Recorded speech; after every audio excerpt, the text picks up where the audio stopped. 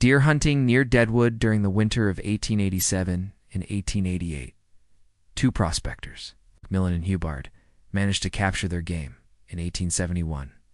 William Henry Jackson captured a scene at the top of Mount Washburn, showing a man on horseback accompanied by a pack mule loaded with supplies.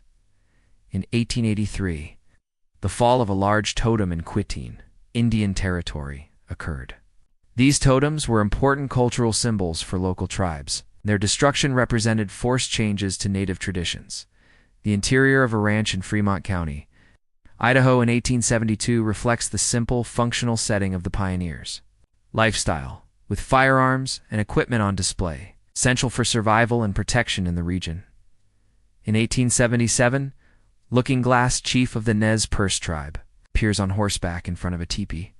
He was a key figure in native resistance against American settler expansion in the 19th century. An Apache camp in Arizona, around 1880, reveals the simple and improvised conditions in which they lived. In harmony with the surrounding natural environment, around 1899, the portrait of a Sioux man known as Sunflower highlights the presence and culture of native peoples in the Old West. The image reflects the importance of Sioux identity and traditions during this period. Bloody Knife was a scout for Custer's Yellowstone expedition in 1873. His role was crucial for surveying the land during this mission in the American West. On January 19, 1891, the 7th Cavalry Camp at the Pine Ridge Agency in South Dakota housed troops in an organized formation. The site served as a military base during conflicts and the administration of native areas. Barker, known as the Hermit of the Black Hills, lived in his cave around 1900, in isolation and in direct contact with the wild nature of the region. A Klondike Gold Rush prospector, likely in Alaska, rested exhausted in 1898 after enduring the harsh conditions of the trail. Around 1889, settlers known as Boomers prepared to claim land in Oklahoma Territory. These groups took part in the run for open land lots, facing challenges as they established new settlements in the region.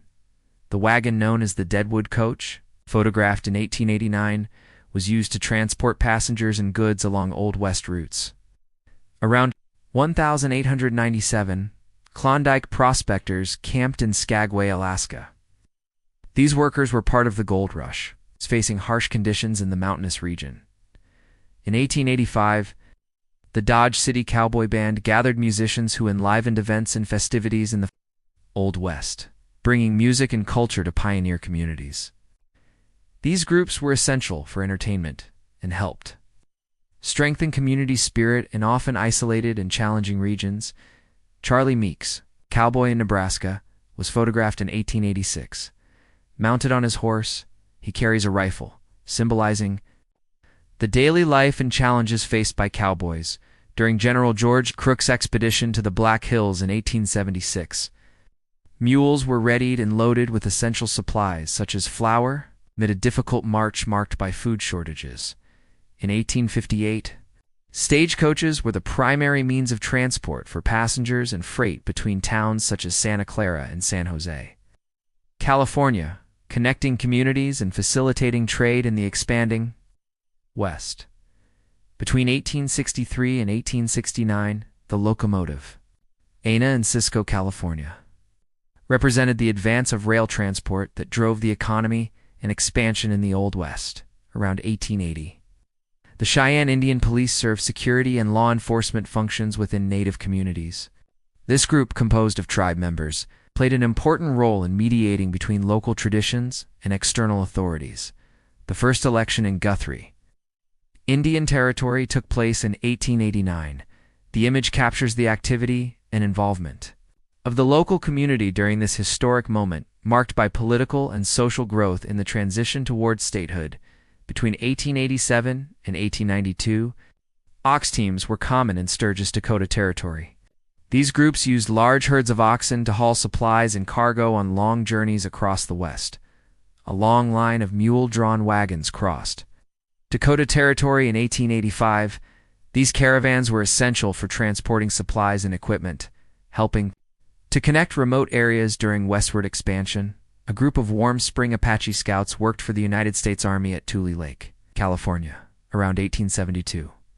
A view of Main Street in Corinne, Box Elder County, Utah, around 1869, shows simple buildings and commercial establishments, reflecting the lifestyle and early development of the region during westward expansion in 1871. The interior of a Crow tribe teepee reflects the nomadic lifestyle and traditional culture of the Plains tribes, the structures adapted to the environment and daily needs. Around 1891, Oglala women and children gathered inside an uncovered teepee. This scene shows aspects of communal and domestic life among native tribes at the time. In the 1890s, Main Street in Wilton, North Dakota, presented a simple scene with wooden buildings lining the road. This simplicity reflected the early stage of development of pioneer towns in the region around 1895. A family lived in a rustic log cabin in New Mexico, reflecting the simple, self-sufficient lifestyle of pioneers at that time. The log construction provided shelter from the elements and served as a home base for families who helped shape the expansion of the American West. During the 1860s and 1870s, passenger vehicles specially designed to carry visitors in the Sutro Tunnel in Nevada ran on rails. This ingenious creation facilitated access to the mine's interior, representing advances in underground transport technology. The first water supply works began in Perry, Oklahoma Territory on October 10, 1893. This project was vital for urban development and improved living conditions in the region during the colonization period. Fred W. Loring and his mule, known as Evil Merodach in Prescott, Arizona, in 1871, reflect daily life and the means of transportation used in the Old West. Workers gathered at the Gold Hill Mine in Quartzsite, Idaho in 1885. Mining was fundamental to the region's economic development, attracting men seeking fortune in gold and other mineral deposits. In 1898, at the Bobtail Mine in Black Hawk Canyon, Colorado, workers extracted minerals at one of many sites that drove economic development in the region during the mining era of the Old West. In 1889, its workers posed at the entrance of the Montana mine. This mine was part of the intense mineral extraction activity in the Old West, especially in Montana, between 1887 and 1894. The oldest house in Santa Fe, New Mexico, is captured in a historic image. Around 1866, workers operated in the tunnel of the Gould and Curry mine in Nevada. Mining was an intense activity that required specialized equipment and labor. Cowboys gathered at the Llano Hotel in Midland, Texas, in 1888. The hotel was a meeting place for ranch hands and travelers, reflecting the social life and culture in the Old West at that time. A historic photograph shows Summit Street in Arkansas City, Kansas, around 1889. The street is bustling with people, horse-drawn carriages, and commercial buildings lining both sides, reflecting the growth and daily life of an Old West town at that time. In Perry, Oklahoma Territory, around 1894, daily life included shops, a restaurant, a meat market, and residents gathered together, reflecting the town's growth during colonization. At the Indian Day event in Omaha, Nebraska, on August 4, 1898, members of various tribes gathered, wearing traditional attire and showcasing their culture before a diverse crowd, celebrating their identity and heritage. A photograph shows Colorado Springs, Colorado. On May 1, 1880, the image captures the city's urban expansion at the foothills of the mountains, showcasing pioneer architecture of the era and the natural environment in the background, with the mountains providing an imposing backdrop for the growing city in the western United States. A photograph taken in Deer Lodge, Montana, in 1868, shows the main street with several typical commercial buildings of the era, including Wilson's California Bakery, Highland City Meat Market, and P. Valiton Store. A historic photograph taken between 1879 and 1894 shows a photographer capturing an image of Laguna Pueblo in New Mexico. In April 1889, dozens of covered wagons gathered in the streets of Caldwell, Kansas, in preparation for the land run in Oklahoma. This scene depicts the pioneers' atmosphere of anticipation as they eagerly sought to claim a piece of land in the newly opened territory. Osage people in northern Indian Territory in 1879 posed in front of their traditional dwelling, reflecting The lifestyle and culture of the era, between 1886 and 1889. A traditional cocapa, dwelling in the Colorado River Delta of Baja California, is shown. The simple structure, made of natural materials, reflects a lifestyle adapted to the local environment, highlighting the connection between indigenous culture and the land. In the late 19th or early 20th century, the Boudin Corn General Store in Colorado served the local community with a variety of essential supplies. General stores like this were central hubs for trade and provisioning pioneer towns. Between 1900 and 1905, 3 miners in Goldfield, Nevada, used a wagon loaded with camping supplies. This type of transport was essential for carrying equipment and provisions to remote mining areas. A cabin in the Yukon Flats region, photographed in 1901, shows a rustic structure surrounded by dogs, highlighting the isolated lifestyle adapted to the natural conditions of the area in the early 20th century. Between 1890 and 1894, soldiers and patrons gathered at the Fort Keogh Saloon in Montana, an important spot for rest and socializing during military service in the Old West. Between 1880 and 1900, the Short Line Depot in Boise, Idaho, was an important railroad hub. Trains like this connected towns and facilitated trade and passenger travel in the Old West. Around 1903, 2 Apache women are depicted around a campfire. This scene reflects aspects of daily life and traditions in Native communities at that time. In the 1890s, a group of people posed beside a horse-drawn carriage.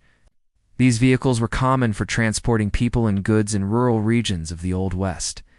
In the late 19th century, stagecoach ran between Rifle and Meeker, Colorado, representing an important means of transport and communication in the Old West, linking distant communities around 1880.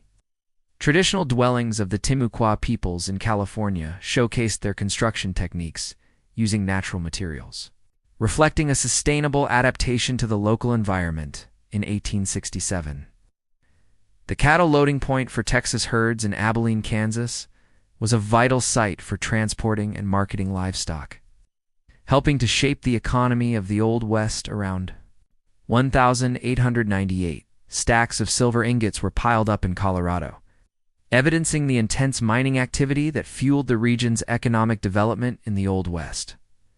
Between 1876 and 1879, Mexican women in San Antonio, Texas, made their living by selling birds. This activity reflected a form of sustenance in communities that combined tradition and local trade. Demonstrating women's participation in the economy of the time, a photograph shows an early street scene during construction in Flagstaff, Arizona. Around the 1880s, small shops and establishments are already in place, while other structures remain under construction. An aerial view of Placerville, California, captured between 1845 and 1855, reveals a developing community with various wooden structures spread across the area, surrounded by the mountainous and forested landscape typical of the Gold Rush era. A photograph shows Chestnut Street in Leadville, Colorado. Between 1877 and 1879, the main street is lined with small wooden commercial buildings, and several people walk along the dirt road, a panoramic view of Camas in the Weber Valley. Utah, around 1868, shows small wooden buildings and fences defining the properties, while a main road cuts through the town. Toward the hills in the background, the Laramie Hotel in Laramie City. Wyoming, around 1868, was a 2-story building with multiple chimneys, standing beside the railway tracks, reflecting the importance of rail transport to the region's development. A photograph shows the main street in Coleman, Texas. Captured in 1882, the scene reveals a typical Old West town with various commercial establishments, such as grocery stores, saloons, and assorted shops, along with wagons and horses parked on the dirt road. A Mexican dinner at Military Plaza in San Antonio, Texas, taken between 1865 and 1880, reveals an outdoor community gathering with people seated on benches and tables, reflecting the culture and social life of the era in the American Old West. Around 1872, part of Satantaw's Kiowa band was present at Fort Sill in Indian Territory. These leaders and their communities faced major challenges, During the transition to reservations and pressure on their traditional lands, in the 1890s, establishments like the Weaver Brothers Saloon in Green Ridge, Colorado, were central gathering places for socializing and business in the local community. These saloons reflected the vibrant culture and social life of the Old West. In the early 20th century, horse changes on the Myrtle Point-Troesburg stage line in Oregon were crucial to ensure efficient and safe travel. These stagecoaches connected distant communities, carrying passengers, mail, and goods. Around 1897, about 40 native canoes were gathered in Daya. These vessels were essential for transportation and fishing in the local communities. A photograph taken around 1855 in Sierraville, California, shows a diverse group of people gathered on the main street of the small town, with simple wooden buildings lining the road. Around 1875, native chief from Texas is portrayed alongside women in front of a traditional dwelling, reflecting the lifestyle and culture of local native communities.